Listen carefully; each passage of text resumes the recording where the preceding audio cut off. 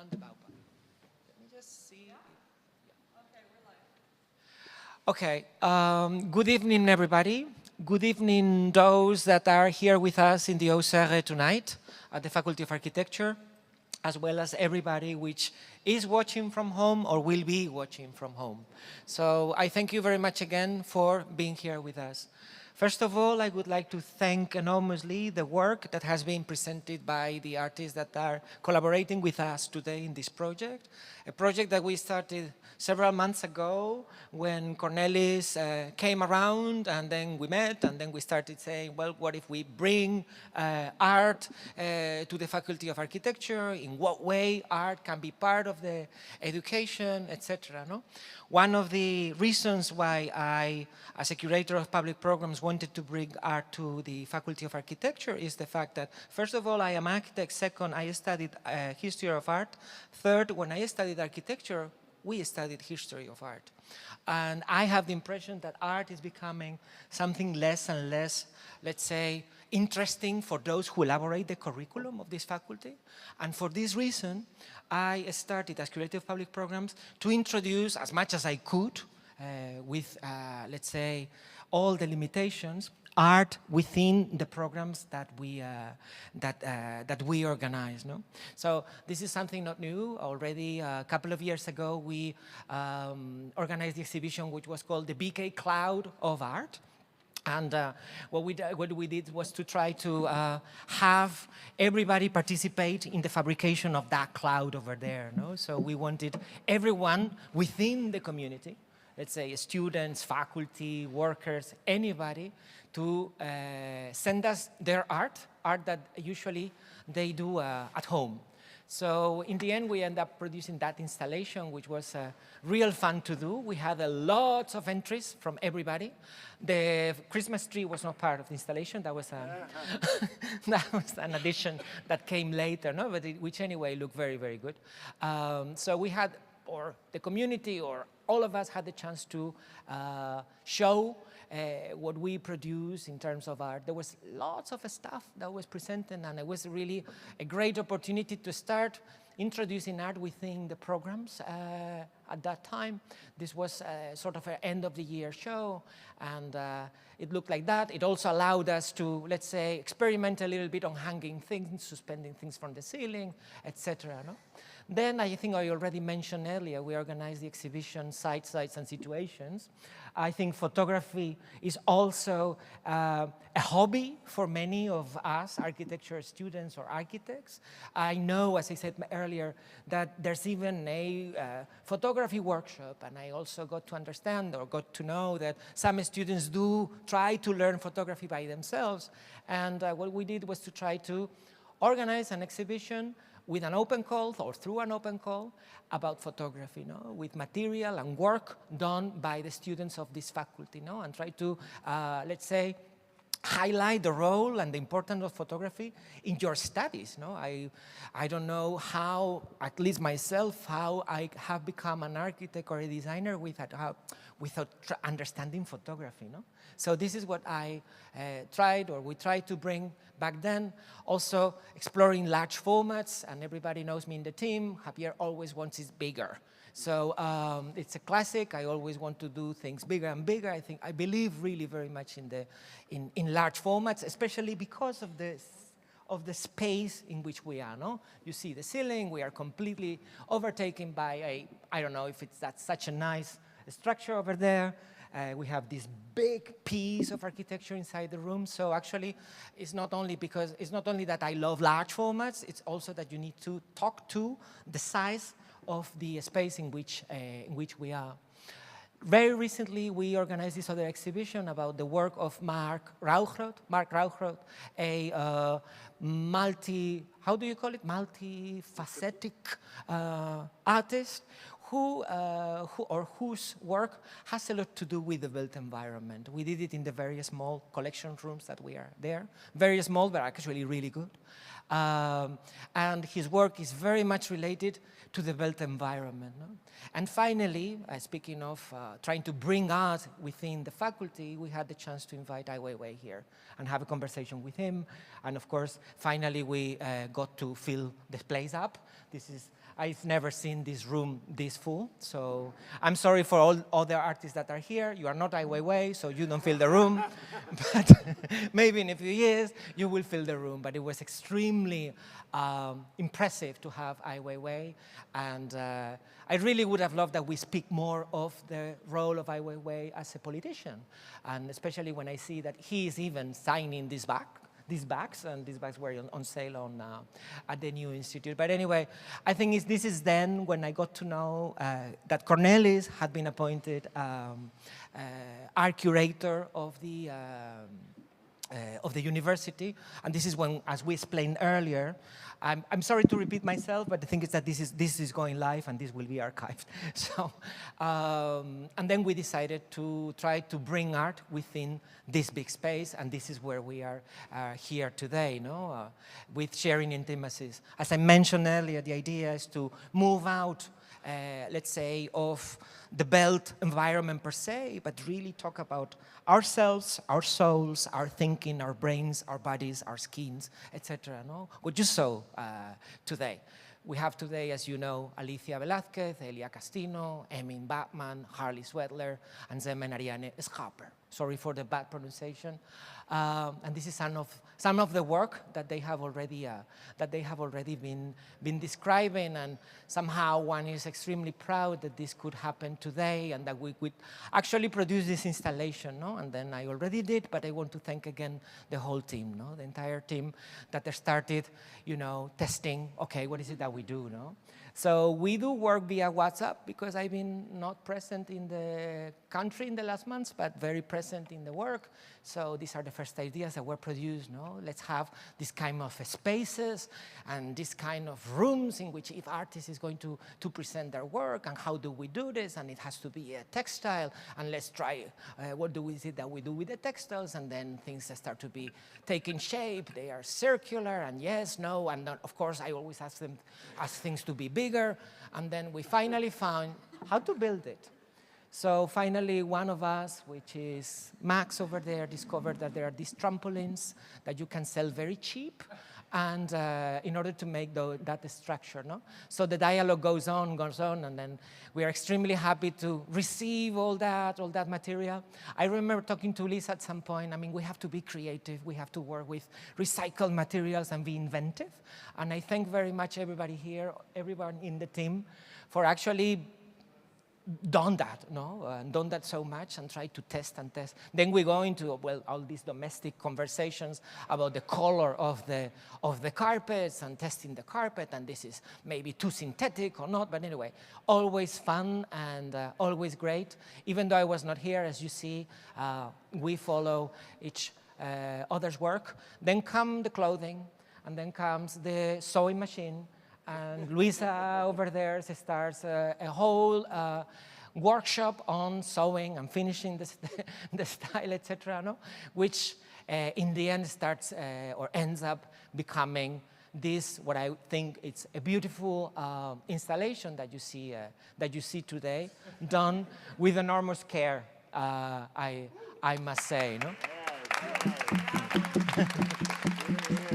So again, I want to thank very, very much everyone in the team for, in the end, having produced these installations that I find are beautiful, and especially when I hear the authors talking about them. So enough of the whole making of the whole story. What I would like now is to open a conversation with all of us. Does anybody have anything to say, or should I already ask a question? Okay, one of the reasons that you were selected is the fact that you are trained as architects, no? And one of the things that I really would like to push within the architecture education, I'm just the curator, I don't push architecture education, but at least what I want to try to show, as I mentioned earlier, is the fact that art is a mode of practice, no? So maybe, I don't know, I start with Alicia, like right in front of me, which is now dressed up and ready to speak to us. Alicia, you have, I know very well your career path, you know why, and I would like you to please describe how do you move from the School of Architecture of Madrid and then work for all these famous architects in all these places, and end up doing what you actually pursuing, no? Which is an artist career. So please let us know. Thanks a lot. Thank you for having me here. Thank you, Javier, for inviting me. Thank you for making me being part of this. So it's a long story, so I will try to make it brief because there are many more stories to share tonight. But I always felt like an artist in a way, like I wanted to study fine arts, but somehow I ended up signing up for architecture school, and that's how I started. And I went and studied architecture, but I was always very transdisciplinary. I was interested in making videos, performances within architecture school, signing up for all these teachers that were doing kind of like going sideways. And nevertheless, I was interested in life experiences. I moved to New York after my studies, and I was there really mesmerized by the city. I started working as an architect for small offices there. And at the same time, I was also through my studies, I was very interested in like just collaborating with people, doing things that were not really within architecture or design, but something mixed, like I was collaborating with artists or with writers, with whoever was interested in doing something together. After having an experience in New York, I wanted to work for a big office, architecture office, and I moved to Amsterdam, and I started working for UN Studio there. And this is about the time that Javier and I met, because I was also collaborating with a magazine, among other things, and I also created a zine, which was called Leak, the human side of architecture. So basically, I was always interested in what happens within the buildings, or architecture without buildings. I think that was what inside moved me slowly to pursue more personal conceptual projects that were more performative. I started doing also design projects that were more into the scenography, working with materials. And finally, after some back and forth, moving back to Spain and moving to Switzerland, where I'm living now,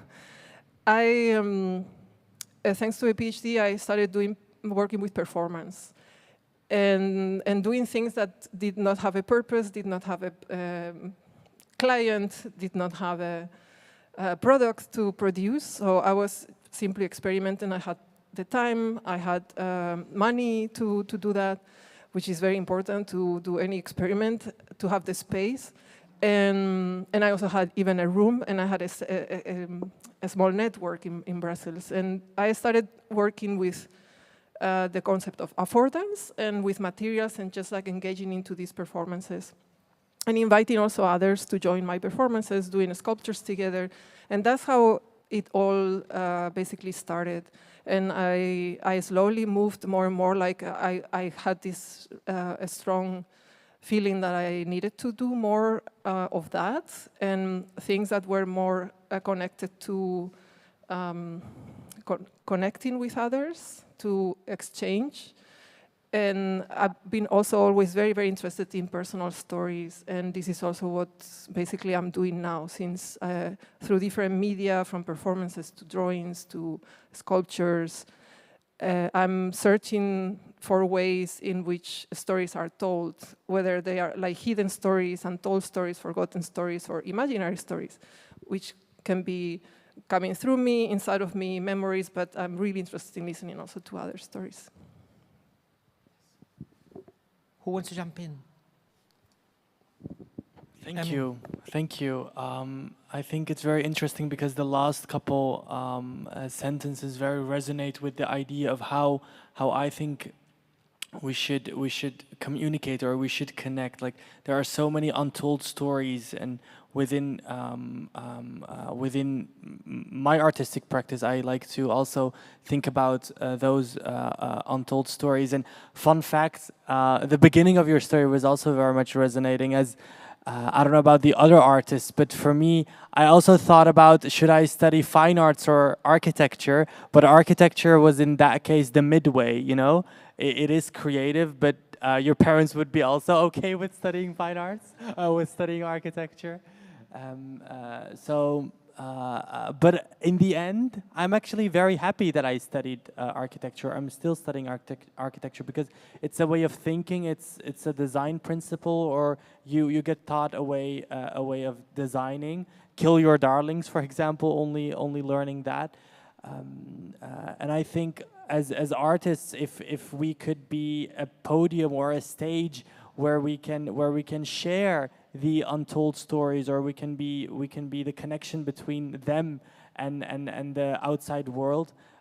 That sounds lovely to me, and that's why I like to also say celebrating the common ground of the human being by making architecture, photography, and film. I'd like to add something. I want to just back up and think I'm the oldest one here by far. I'm probably older than all of you put together. Almost. I will say that I am really every day, I'm grateful for my architectural education. I think had I done an MFA, I would have probably been on a different path and probably also equally interesting, perhaps less organic than the path that I took. But going through I was telling Javier this story that when I went to architecture school, it was also at the behest of my parents, who thought, that's a respectable, I'm also like way before the internet, so there was like 3 professions, like dentistry, medical school, and architecture. There were no other things, there were no influencers, there was nothing. So I went to architecture school, and it was rather dry where I went to school. I went to Carleton University in Ottawa, Canada. And the second year that I was there, they changed guard and brought in new leadership, including a new director named Alberto Perez Gomez, who really encouraged everybody to do the sort of work and have the sort of practice or anti-practice that we are seeing this evening. Through 5 distinct examples and the generous graciousness of curators and the team that helped bring this together. I think that the tension between the discipline of the practice of architecture and then breaking out of that is really critical and important. And when I started my practice, I went through I worked for Richard Meyer and did my apprenticeship, and I kind of did a very classic thing, thinking that I wanted to build buildings, but in the end it was not what I wanted. As soon as I had finished my apprenticeship, I opened up a design studio, and I started doing architecture for art, meaning that I would do blueprints. We used to do hand drawings, design objects that were hopefully thoughtful and broke the mold in terms of what their use was or their materiality, and I would have other people make them. And for a long time I worked that way, and it was so frustrating for me because it was like architecture. It was that same kind of process of like not making, doing representation that was alluding to making, alluding to material, alluding to fabrication, and at a different scale. And I spent so much energy making beautiful drawings that transmitted what I wanted to achieve. And at one point I just said, I have to be actually making the work now. But it was such a long transition for me. It took me a long time to get there. I think that you guys are probably more fortunate because it's more part of the practice of architecture now that people decide to become furniture makers or filmmakers or visual artists, and that's a great thing. But the fundamental architecture education, I think, was irreplaceable, and I'm really grateful for it. Thank you, Harley. Zeman, you are probably the youngest, if I'm not wrong. So, yeah. So you're starting the masters, but you already have a certain interest, no? And how do you think, or how do you see yourself doing now the masters here at the faculty? Do you think that there's room for your interest to be developed, or that you will have to maybe wait until you do your masters? How flexible is the school in order to incorporate certain of your interests or concerns? Well, I think it really depends on which kind of experiments with which forms of art I'm gonna do. But I think I'm not gonna lie. The math is gonna be intense and take a lot of time. But I think it's gonna be more of a collaboration between art and architecture. And also with my other work right now, I'm really focusing really on doing my own art. And not doing architecture for a while, and I still see with the work I do that it really my architecture way of thinking really helps, and also by making this art, it gives me also again inspiration for architecture, because it's still about the human being, but just another skill, and. Therefore, I hope with photography and film and drawing that in my master I can make art, but it can be used for my designs. Yeah. Yeah. Before we let others speak, I want to speak to the five. Elia, tell us about you. Yes. I honestly never really knew anything about. I was very indecisive, and it was very hard to make a choice in terms of what specific discipline I wanted to embark on. But there was a very beautiful apricot tree in the garden of my parents, which live in the countryside, and actually it's not really a garden because there's not a fence, so it's just a place in the countryside. And we used to play a lot on it with my siblings, my cousins. We just used to invent society, play with leaves as if they were money, or the amber, the resin that grows out of the tree as if it was gold, and make things out of soil and pretend it was like a sort of society. And I think that was really the first type of very real experience that I had that put me closer to an idea of space and inhabitation. And that's something that I eventually always ended up pursuing more. This moment and this naiveness and this applied attitude toward daily life in general. So I enrolled in a very basic non-intellectual building technician high school, and from then it's not that I really wanted to do something, but I just kind of always tried to get closer to this idea of home and trying to understand a bit how to build it, and got closer to this idea of this idea applied in a profession, which is architecture, and then enrolled in university, but then ended up working a lot behind the computer, which was very far from being on a tree or playing with mud. And eventually I just started to just throw myself into experiences, and decided that instead of maybe studying, I just had to instead of finding what I wanted to do, was easier to decide what I didn't want to. So I put myself into a lot of experiences, and I did work in proper architecture offices. Then I went more to, and they were dealing with housing. Then I started to work more into exhibition design, then products, and then experience. And then I went to work in a clothing shop, and then I found this very bizarre master in Amsterdam that was basically described with a funky name and a short sentence that sparked something. What was the name of It's the the Studio for Immediate Spaces at the Sandberg Institute, which was meaning nothing but maybe enough. And from then I also then continued a bit like this. I worked a bit in cinema, I worked a bit making projects. Somebody asked me to do a wardrobe, and I just said yes, and I figured out how to do carpentry, and eventually I ended up in the studio of an artist, which I help sometimes, and somehow it became a bit the example of something that I actually wanted to do and find myself in. There was always the thread of space, and that can be applied into the discipline of architecture or into many others, but somehow I ended up in the arts, and I feel by the back door, and I feel comfortable. It's funny, I pick on what you just said, not the back door. what is great is the fact that this university appoints an art curator at the Technical University of Delft. So I'm looking at you, Cornelis.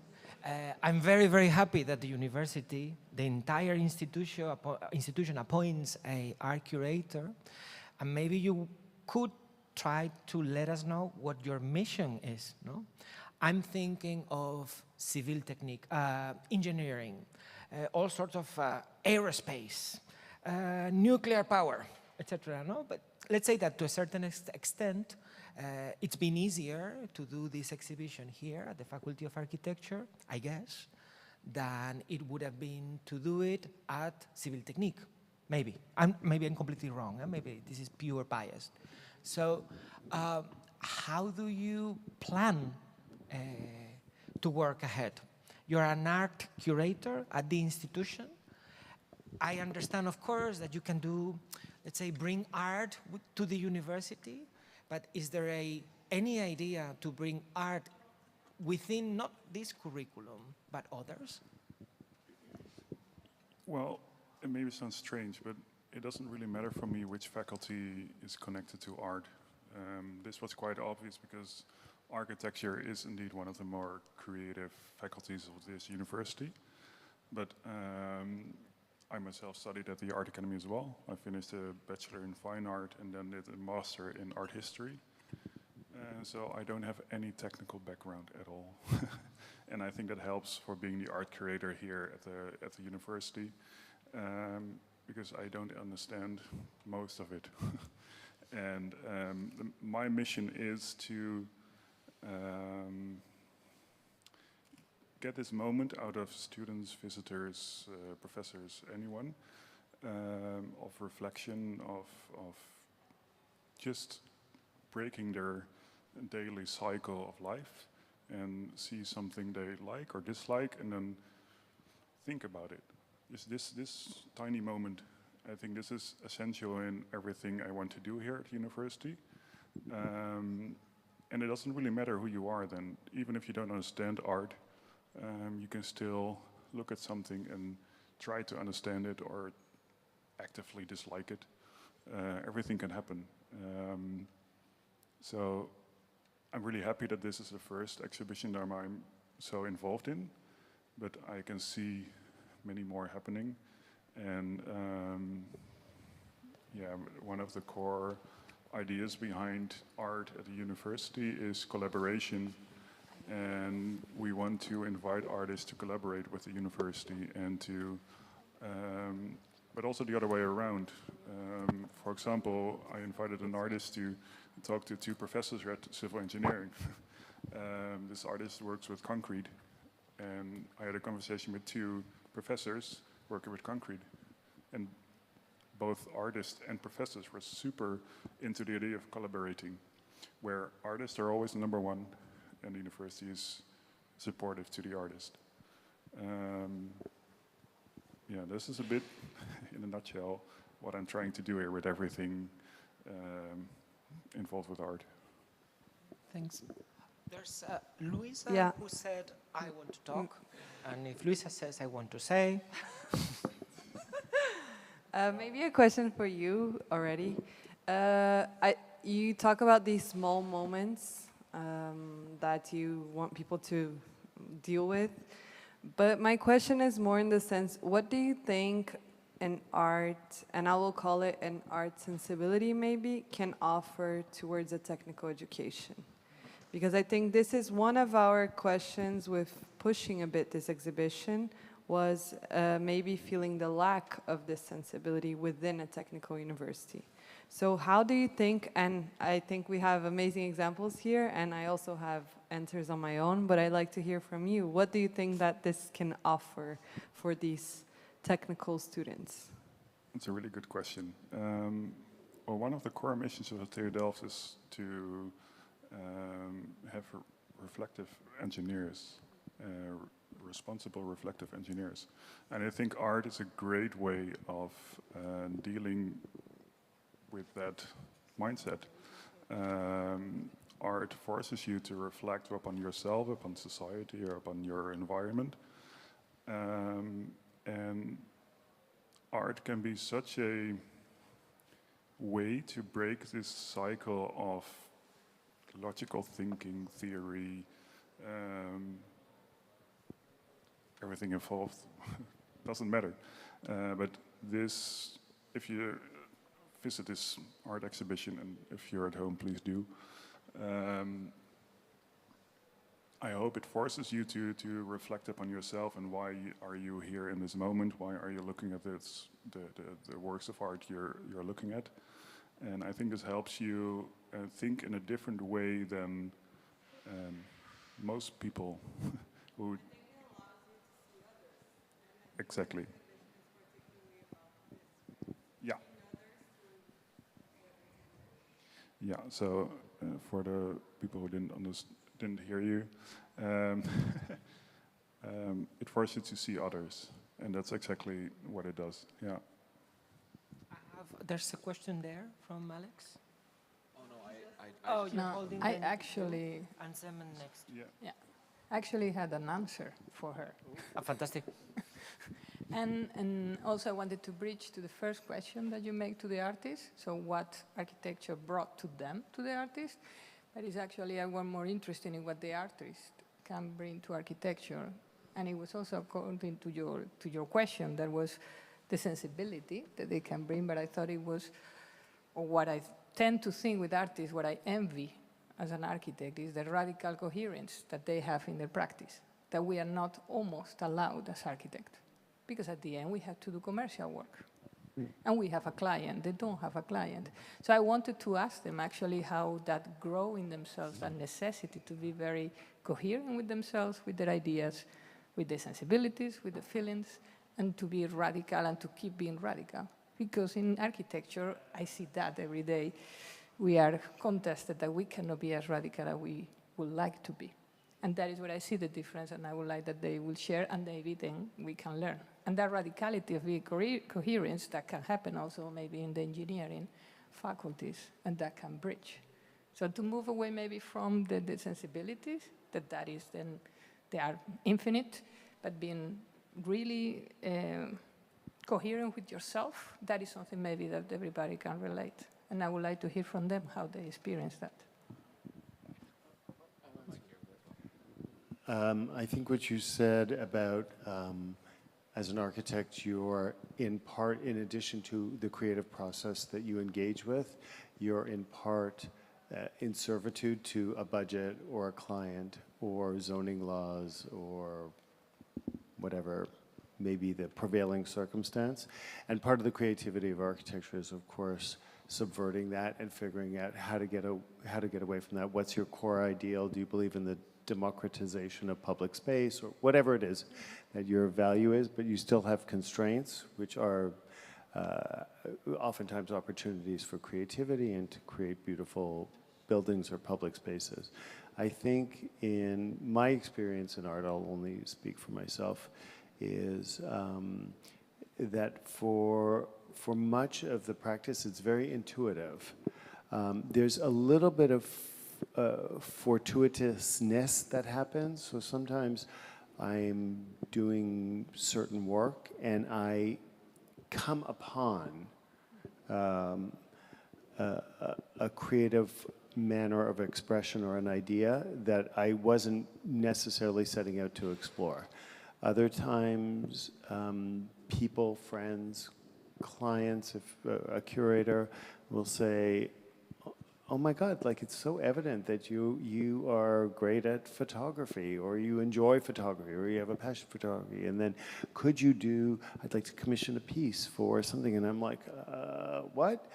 For my life, a lot of it has been intuitive and things that I feel like exploring. And then I learned skill sets to support that, to make it rigorous, to make the exploration rigorous.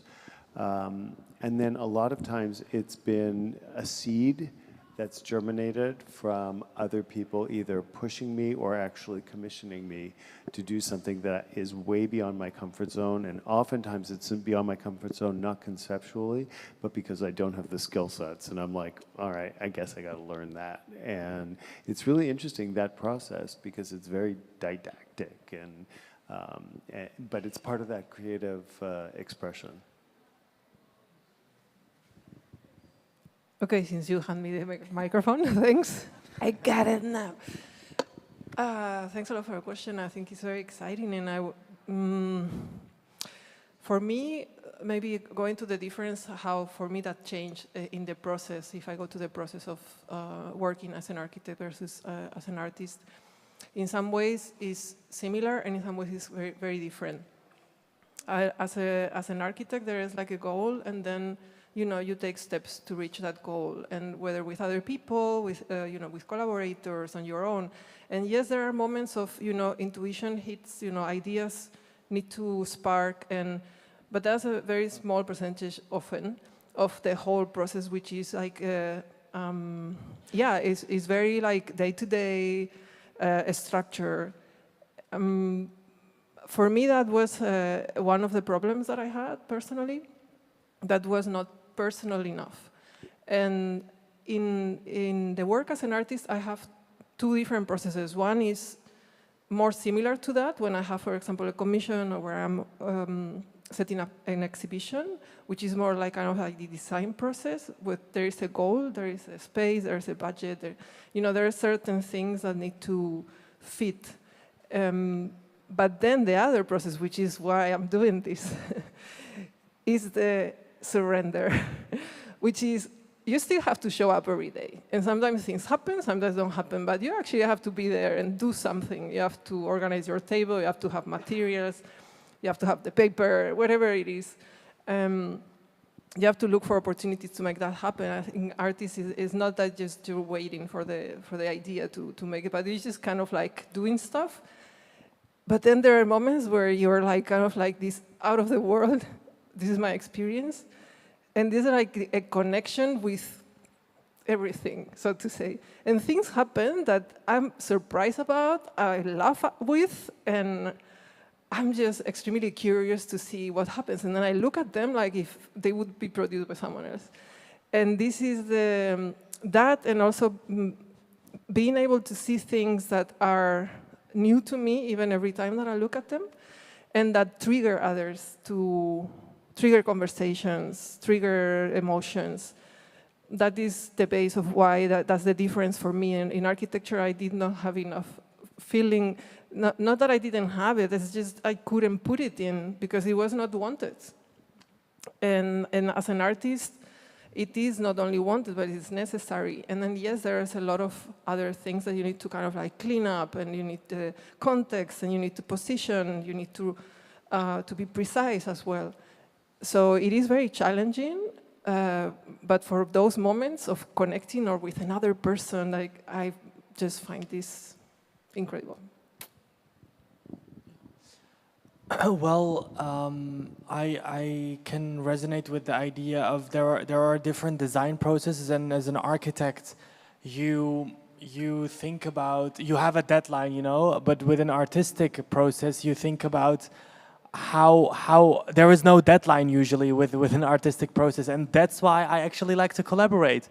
So if I have an external partner who I'm collaborating with, then I have some responsibility,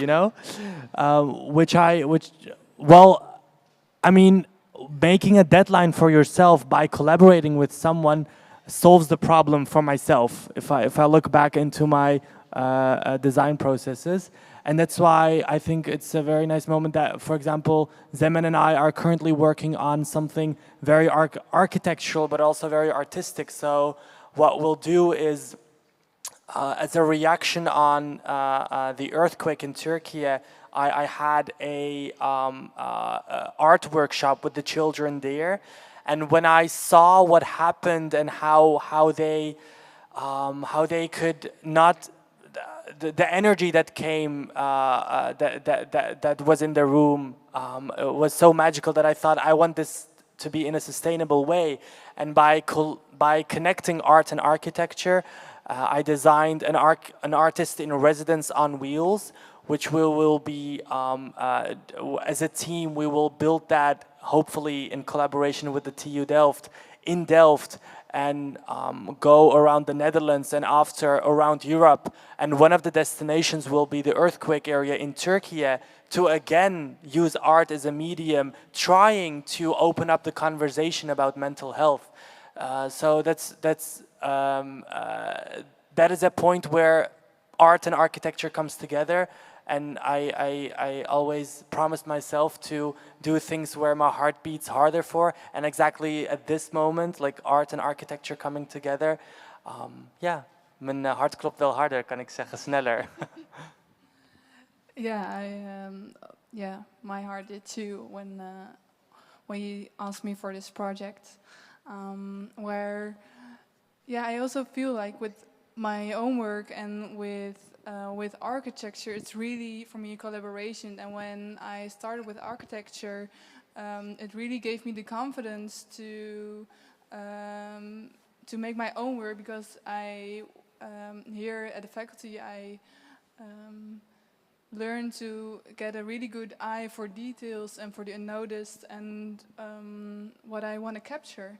And also I found out what my motivation is, and also it's this motivation really translates into why I make art. But it's indeed I feel way more personal and intuitive, and really for myself also a way to process what happened in my past. And yeah, I think that.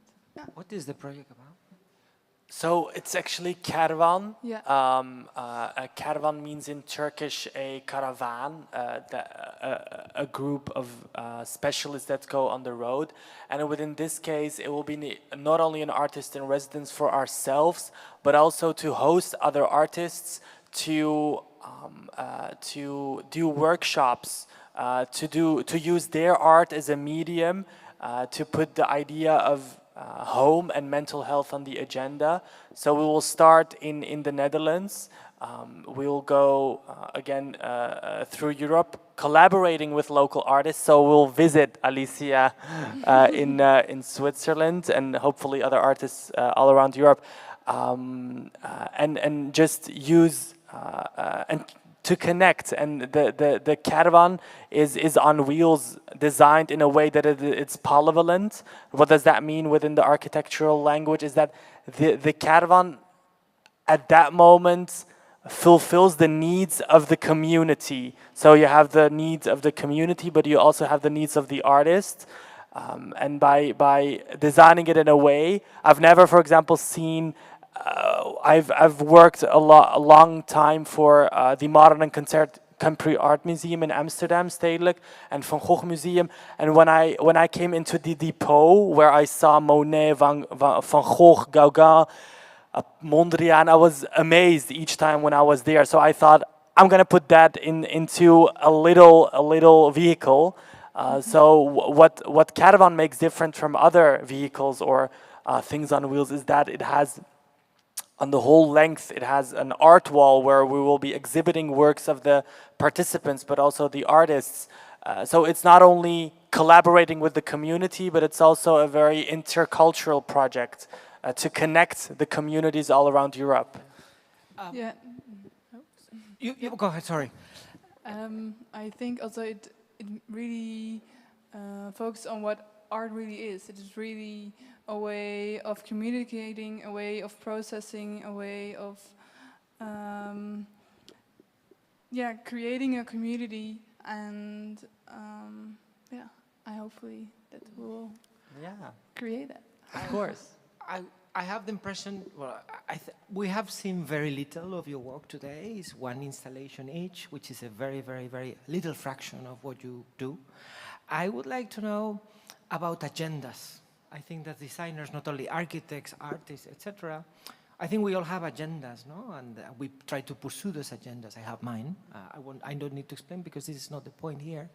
I would like to know what your agendas are. So we are seeing in a loop behind us previous work that you have produced, and I wonder if there's a line of thought in all that work, or a future line of thought. What is your agenda for your work in the future? Each of you do something different. And I'm very curious to know, how do you frame that work path, if you know what I mean? This is an open question. Anybody can take the mic.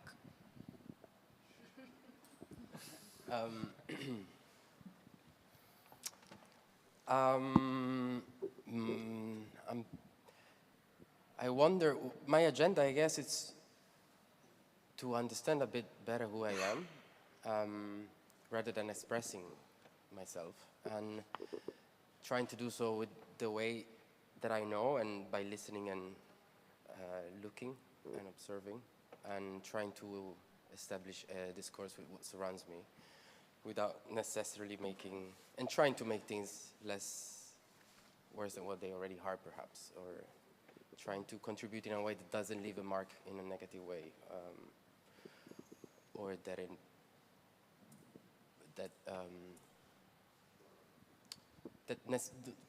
trying to make something that doesn't necessarily impact things negatively, perhaps. Maybe it doesn't even have to leave a trace, but I do reflect a lot in terms of also the materiality of what I do, and how much things are already in the world, and what is the value of what I also put out there, and if it's necessary beyond myself or not, and maybe trying to, in a very banal way, use materials that do not last longer than me, perhaps. Yeah. Yeah. I really can resonate to that. I really think that my personal motivation is to get out of my comfort zone again and again, and look at myself and confront myself with the work I make, and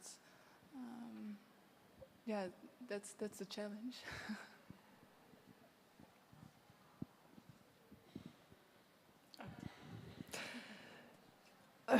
In my agenda, so on one side I do, let's say, what can be objects, products, things. But I see everything anyway as what you were talking about, so art as mediator. I find that as the goal, finally. Also when there are objects or drawings or things that can be sold or can be bought, I'm interested in the role that these works can play. For me, basically, it's like just keep unveiling stories, and especially maybe get more political and into social issues that need to be told, that are, hidden, and how could maybe, so until now I have been exploring the language and telling stories, also sometimes social. This year showing a work, for example, in Zurich, so please come in the fall, and it's about, and it's a series of portraits of people that are residents in an elderly home in Zurich. I did interviews with each of them, and then I'm producing a set of sculptures that are like abstract portraits of them. And the goal of this work is not only going to see them and having a conversation with them and learning about their stories, is also to bring to light how forgotten this generation is and how much we're missing because of that. And how, how is it possible that these people with these amazing stories, life stories, are, just waiting for their last day. So things like that interest me really, really very much, that just keep learning and keep exploring. I'm interested in a little bit what you saw this evening, this idea of storytelling and creating fictive narratives that resonate with people. But paradoxically, when I create work, I'm rarely, even though it's oftentimes performative, or the video that you may or may not have seen, it's one of 100 videos that I've made. So it seems apparently that I'm always interested in connecting with people, but oftentimes the work is just for myself. I know that I need to disseminate it and bring it to the public, but the process, I oftentimes say, it's actually a question for all the other artists here. I think I learned this from architecture school, going back to what you were saying, where, it's kind of naive and funny when I think about it, but I used to do projects and say like this building is the uterus and this is the, you know, the male form coming into it. Like I had a real narrative. I used to write a lot and then do my design work.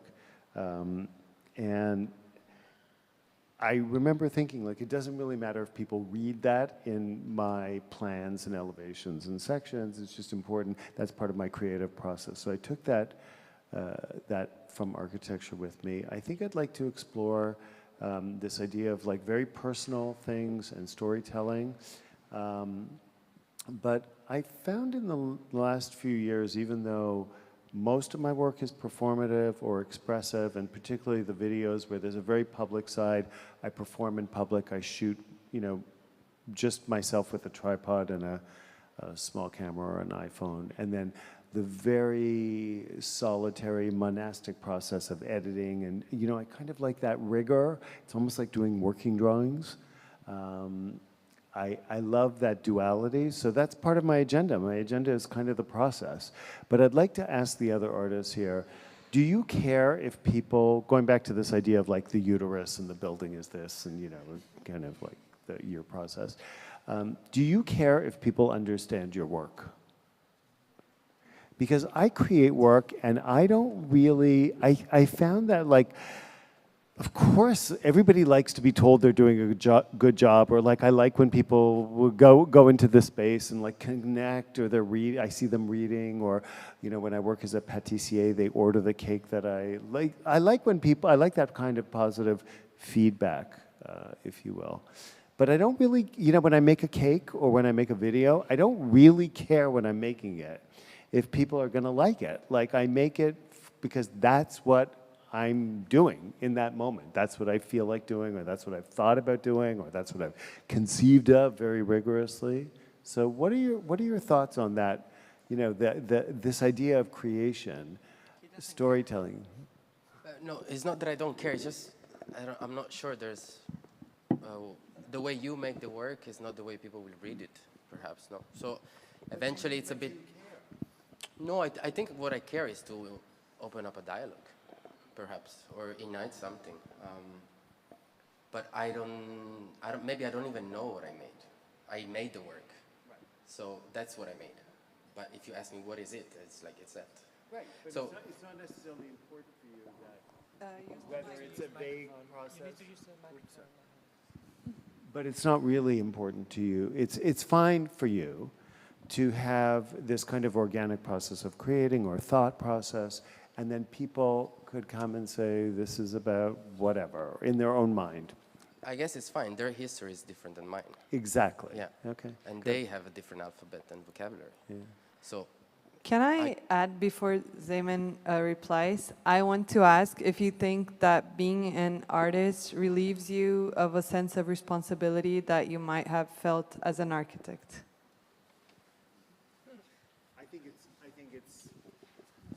I feel more of a sense of responsibility, I don't know to who or to what, as an artist than I did as an architect. Because as an architect, you work as a team and there are all these constraints that we talked about. I mean, you feel maybe responsible to the rigorous nature of the work, but I think when you're an artist, you really are flying without a safety net. But it's interesting because you just said that you produce your art, or what you put out as art is for yourself. You don't really care about what others. 100%, but who do you have a bigger responsibility to in the world than yourself? That's really like nice. You sort of like taking care of yourself. Like I'm doing this, and I'm just gonna like make it great, and it's gonna be great, and I have to make it great. And then sometimes you discover something else, and sometimes it's horrible, and you're like, all right, everything is banal. That's my new theme. Everything is banal. No, maybe let's hear the artist. No. No, well, no artist. Anyway, lover. Let's get to do business together. So thank you, first of all. Thank you for sharing your honesty and, to open up. But what concerns me a bit in this talk, also, thank you also for some couple of questions, is the question to all of you, at this moment, now, here and now, do you see that there is us, the architects, the teachers, the students, the constrained, and you? You know what I mean? The artists. Because it's, and this maybe it's a big question, but the way I stood there, I speak as a public, I felt us. I felt strongly us. And also the smartness of the curators, whom I chapeau, to select the artists as ex-architects or continuous architects in development creates this us even more. So I wanted to take, for me at least, out of this elephant in the room, that the us is us. So if you agree, let's get to business. So the question was to Theodore, what is your agenda? I mean, to you. So, but anyway, as a representative, the question was to the artists, what is your agenda? Now, the question on the table is, what is our agenda? And I'd like to invite this, to open up that, if you agree, if there is an us, suggestion, humbly. What I see here, and as I stood there as an audience, and as an educator, as someone who would really, really want to make work out of it, to bring arts into, not the faculty, but the campus. It's that what one common agenda we have, it is that we understood that the minor stories, or there are stories out there that needs to be told. But in order to be told, because they exist only in the moment that they are told, okay? Our common ground, it is how do we harvest them? So how do we recognize them and how do we harvest them? Because this is profoundly useful to students of architecture, urbanism, and all the other directions. Because this frames a different problem statement. Forgive me the boringness of, but it's rigorous on both sides. So if this is an entry point. So how could, because there is rigorous research from that side and from the other side, so I don't know, how could a common agenda on this, for instance, on harvesting, recognizing and harvesting minor stories, I call them provocatively so, and what would that mean in terms of next steps and so on? I mean, do you see, this is a proposal, an open proposal. So I hope it's clear. Yeah, thank you very much for your question. And I thought about this actually a couple weeks before, that we talk about our agenda, and we have in a way a common agenda. And I think that a study or studying architecture or any study should be a way for the student or a human being to develop their selves for whom they wanted to become, you know? And sometimes what I experience at this faculty is that some students have another way of thinking, you know? They don't want to go within the lines that the teacher wants us to develop. So what I would propose, and what I would have loved to see sometimes, talking about us, is that for the teachers, a way of thinking, allowing the students to develop themselves in a way that they didn't do 50 years ago. So allowing to teach the teachers a new way of thinking that students can teach you as well. Don't forget that. And I mean, I don't think you don't think that way, but some teachers are just very closed-minded and don't think that way. I'm not gonna call names now, but of course not. Of course not. So I find it. Sometimes I find it very pity during the design process that I got stuck because I got stuck by the teachers, and not saying anything about that. I'm gonna give the microphone to someone else before I say something. Speaking from my own experience, I recently graduated from the Masters in Architecture, and during my graduation process, this was a part that I stumbled upon many, many times. Because there are ways in the faculty to move around with being creative. Well, for example, I merged performing arts, dance with fine arts elements, filmmaking, writing, etc. But eventually, you have to fit through the mold of the TU Delft. The TU Delft has requirements of you you need to tick the boxes to get you the diploma, to get your degree. And for me, what I feel we could improve on as a faculty, as an institution, is when we have those borders, those borderlands, try to stretch us as much as possible so we can, because what I learned is we can really learn from those, like the tricky points. Sometimes the ambiguous points, and trying to become exact in those moments and try to learn what we can add from that practice to the architectural practice. One thing I want to shortly add is that a couple of weeks ago, again, that's why I thought about this. I was seeing a poster where it said, if you are a professional sporter, reach out to us because then you have certain rights within the TU Delft, so you can have your study easier. Then I thought, oh my God, wait a second. What is it that a professional artist or another professional thing doesn't have the same rights? Why does it only have to be about sports? And I emailed my student council. I said, you guys, I have an exhibition going on in Rotterdam. I have this going on there. I have this going on there.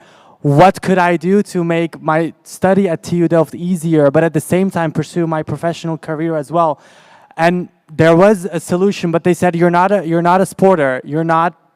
So why do we have to be a sporter to have those rights? I went to architecture school in the 1980s, in the early 1980s. And I think, Javier, was it you I was telling the story to? I went into like I grew up in Canada. There was 10 architecture schools. I got into the one that was in the city where I was living, and my parents wanted me to live at home. And I was like a very, quote unquote, normal architecture school, probably closer to the TU Delft model. And a new director came in when I was in third year, Alberto Perez Gomez, and turned the entire administration, philosophy of the school, it was part of the School of Engineering, everything on its head.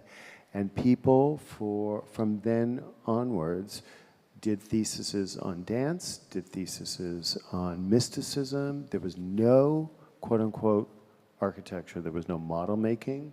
There was no representative drawing. And all of those people, by the way, graduated this 5-year program and went on to work in very respectable design offices or went to Cooper Union in New York and then filtered into, Peter Eisenman's office or John Hayek or whoever.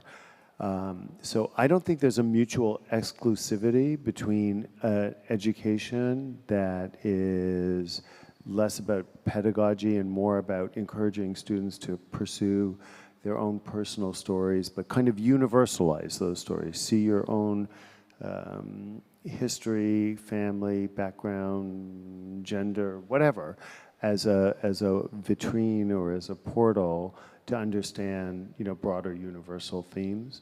And I'm super grateful. It's just funny for me to be having this conversation because it was like so long ago. So for me, the model it should just be normal that all schools are doing that. But I recognize that it was a unique moment in time, but I'm thankful for the education. I went on to, I'm still to this day a registered architect in the state of New York. I'm very proud of that. I passed my licensing exams. I learned how to do working drawings. I learned how to put real buildings together.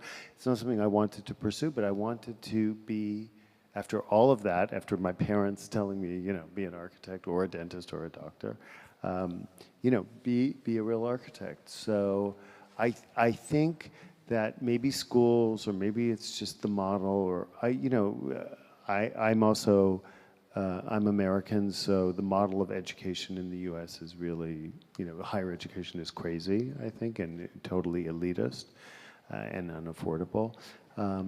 But to me, it's like students should be pushed to, with rigor, express themselves, study, do what they want, and then bring it back to a framework of architecture. I don't think there's many architecture schools that are teaching, students about the PSI of concrete or, which I-bar or I-beam you need to be using. So let them do what they need to do, solve problems, solve real world problems, think about social issues, think about philanthropy.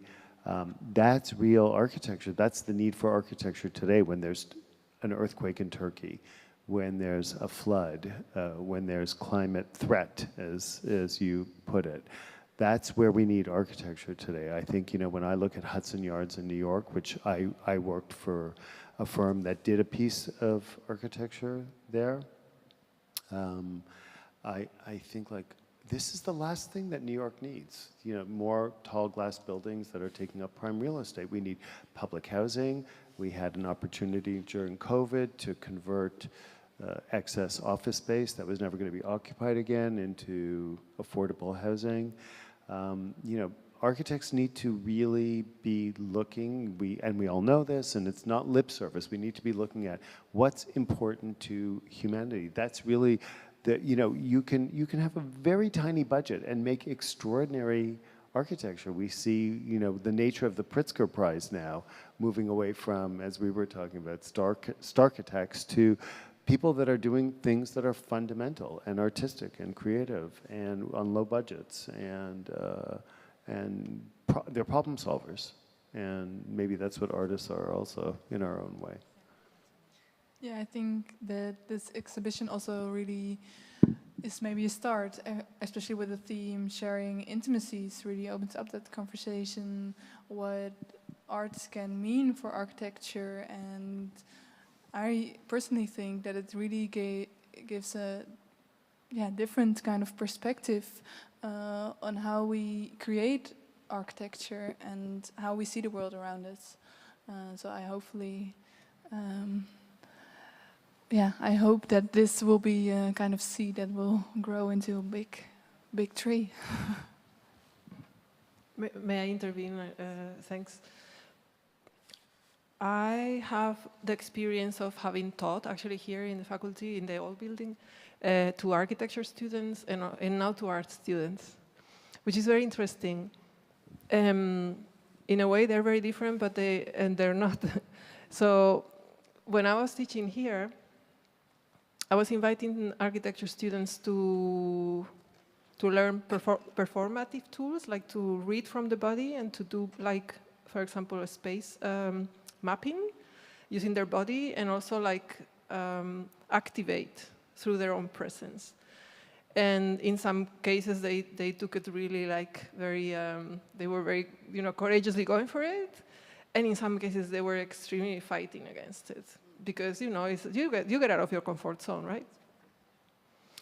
And art students but these tools, nevertheless, I find that they can be useful in order to, for empathy, to have a different perception of space, and that can help you back in. I mean, I work on design projects, so I know, to me, has helped, and other architects I have helped to design buildings through these tools that I have been experimenting myself with, and then I have also tried with the students. And now with art students, what is interesting is that they are, they know that part of the agenda is get out of your comfort zone, right? So even if they are comfortable, they have to do it because there's no other way. But at the same time, I also observe that it's very difficult for them to exercise the letting go. I was mentioning before, surrendering, and to just, like encounter something, a material, and let something happen that is not what you have in mind that should happen. This is my way. That doesn't mean that there are many artistic positions and ways of working. This is my way, and this is what I invite the students to undertake. And this, like letting off the mind, the ego, and and surrender to something else, which is where the us comes. You know, you mentioned like where is this us? And this encountering is like this us, this seeing the human behind the idea, this seeing the person to person, like what makes us equal and not different, which is we're always fighting for my idea, you know, being individual, and what makes us different, why my identity versus your identity, you know, is bringing us so many problems. You know, how can we incorporate more of these us tools? And well, art is one, but there are also policies, you know, like I think it's interesting in this kind of context to also, you know, maybe make more cross-disciplinary, in which also like other parties are coming that are the ones who, you know, deal with funding or politics, who are actually the ones that are, you know, or real estate agents, you know, like, because then you go to the real thing, because otherwise we're only talking about ideas, and then you can do it through artistic means, and this is a way, but as architects, you also have the power to, you know, to create cities and spaces where people are going to live for a long time. I would like to, before we go, I would like to also touch upon something else. We have spoken about your work, your installations, your agendas. We have spoken about education, architecture education. And we have spoken, this is at the moment in which I had the impression, sorry to say this, but that in a way we also idealize the work of the artist.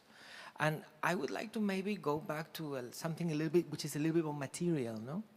Is the business of art, you know? And then I remember you were saying, no, that I'm an artist, then you are freer than we are, because we have, as architects, lots of constraints. You know, you have a politician, then you have a client, a real estate developer, like, yes. But let's not forget that art moves more money than real estate, or at least more money in biennials than, so the Venice Art Biennial moves more money, way more than the architecture biennial. I've done all possible biennials in the world. You go to this Saudi Arabia biennial and they are flying in 1,000 buyers, okay? Or I organize the Manifesta 13 in Marseille. Everything is extremely down to earth, participatory processes, etc., etc. Everything I think we agree on, all right? Until the day that the buyers are coming, okay? That day is, yeah, you know, cut the crap. The buyers are arriving, no? So I would like to know, how do you navigate that? From total ignorance, huh? So how do you navigate the fact that, after all, you have a profession, you are professionals, you are artists, and you have clients? And how do you deal with that, no? I wouldn't like to leave these big talks with the impression that architects, we are, I was going to use the F word, but that's not what I mean, no? But oh my God, it's a world of constraints, and it's very difficult, and the curriculum sucks, etc., etc. Whereas you architects, you know, you artists are free and do whatever you want, and you know. So sometimes we are free. Yeah. No, but I wouldn't like no money free. Exactly. That's what I mean. So I wouldn't like also that we end up over-romanticizing the work of the artist, no? So I don't know if you have anything to say about that, but my experience is that there's a moment in the day in which the buyers are coming, you know? And all of a sudden, the artist that you saw 2 days ago is a completely different person. I don't know, how do you navigate, cope with that? Well, I think one of the things that people in the art world, meaning the artists, but also gallery owners, if you're talking about really the commercial side, are complaining about is this proliferation of art fairs, so that everything is about that. Right. Everything has been distilled into this kind of transactional nature of art. I work primarily with institutions. I work with collectors, but primarily with institutions. I get those butterflies if a museum director or a curator is coming to visit me, or we're having a dialogue. That's my, you know, the collectors are coming. But it is true that, you know, if you go to Art Basel or you go to Frieze, Most of the work is pre-sold. It's interesting to walk the fairs because there are, it's kind of embarrassing to put it this way, but there are trends from year to year, like more video is being shown, more painting is being shown, more sculpture, more fabric, more performance. It's interesting to see. I think if you want to be an artist in the art world, you have to do a lot of research. You have to go to fairs, you have to apply for residencies, you have to seek out curators, you have to develop into, a friend of mine once said, there's a lot of soft work involved in being an artist. You're not having lunch with somebody from Goldman Sachs and then closing a deal at the end of the lunch. It's a lot of relationship building. It's a lot of dialogue. It's a lot of, people don't know, oh, maybe we're going to be able to do something eventually, and then the idea may germinate 5 years later, or there's an opportunity. So we also work with constraints. Alicia was just saying today, it's a multi-pronged effort being an artist. You have to have your studio, your space, as you said, your materials. You have to have a budget. You have to meet with curators. You have to have your own ideas. You have to, you have other responsibilities and bills to pay. So unless you're in that, 0.01% status, there's a reality to being an artist, which is you are running a business, you are building relationships, you are either doing Instagram or pamphlets or, however you get your work out or not. That's part of the process. So it's definitely not, the profession of producing art, and maybe it's similar for music, which is also a form of art, but other things beside visual or performance art. It's a long journey. It's a long journey, and you have highs and lows, and and you have to send your stuff out to be published, and people are very receptive generally, but it's work. It's work. Yeah, and I think even before all this, you start with is your work worthy enough to show? Is your work, do have people, is it useful to put it out there and to first come over that, first do that step, and then the whole thing starts. But it really, as an artist, you don't have an immediately purpose, where as an architect, you do, what you're gonna create and what it's for, and with art, that's just a start. Cornelis. I really love the question, by the way.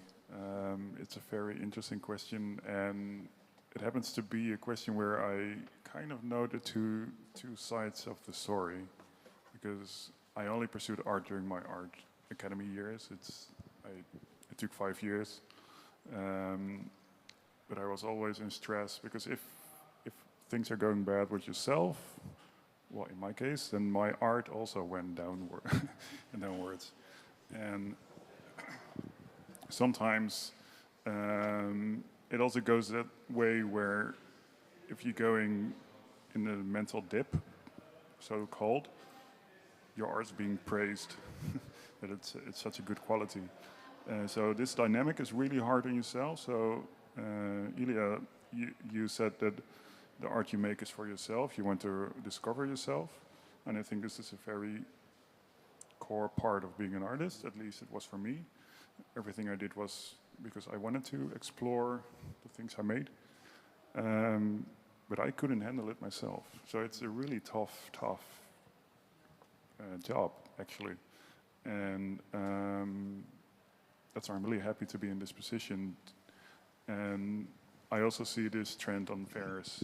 I've been to multiple fairs the last year, and from Unfair Art Fair, which is a great fair organized by artists, where it's completely opposite of the Basel Art Fair or whatever. And what we as a TU Delft like to do, at least what I like to do, is to go beyond this facade of the art fair, but look at the art, and then who's the artist behind it, and let's talk. Let's have an open conversation, and let's see what we can do. Still insecurities, but then you skip this whole business side of art, which is called the art fairs, and then you can have just a human conversation one-to-one. And I think this is, for me, essential. And then you can collaborate on an equal level, and you don't have this hierarchy, which often occurs. But it's a world with ups and downs for sure. And I have so much respect for artists who are pursuing their careers as an artist, because it's tough. Yes, yes. So I think we all do respect enormously the job that you do. Well, we're about to close. We only have 5 more minutes. I don't know if there's any comment, question there. Thank you. I actually have a question for the art curator, because you've just shared how you connect with the artists. And I was wondering, now we're sitting at architecture, and maybe students from industrial design have more affinity with art and stuff. But it's a very big technical university, and I wonder how you connect with the technical students here. Well, that's a really good question, because we're still figuring out how to do this. And the first 2 years of my job, I've only been talking to people, and even now I'm meeting new people who are already working with art. I think I saw a figure that we have 27,000 students and 8,000 people who work here. And I'm, well, one person. And there is an art committee with very dedicated people working with us, but it's a very small team, so all tips are welcome as well, because I meant it when I say I want this on an equal level, and I'm always open for a conversation. Things might take some time, but I'm actively thinking about how do we reach the students. And by chance, we have a conversation this Friday at Industrial Design with the Dean to talk about art there. And I try to actively pursue these different faculties, what Javier before mentioned, the more unobvious faculties as well. So like civil engineering, like aerospace, like AV, I don't know the English version of that. So yeah, I actually don't know. That's the. Maybe we can use art. Exactly. Yes. Well, that was a difficult question, but I think you're on it, and this is where we are, no? So it's fine. It's going well. I would like to thank everybody for all the work, the artist in the first place, Cornelis for doing it well, I think, and very much, as I already did, the entire team that has been so good at what they do. It's been a pleasure. I think that the conversation should go on. I think that we really need to, I don't know, bring some kind of impact to what we study, to our curriculum, not only in architecture, but elsewhere. And I just have to say, speaking of sharing intimacies, that this was, I would say, one of the few reasons I wanted to leave the United States last week. It was coming here. So thank you very much. Thank you very much.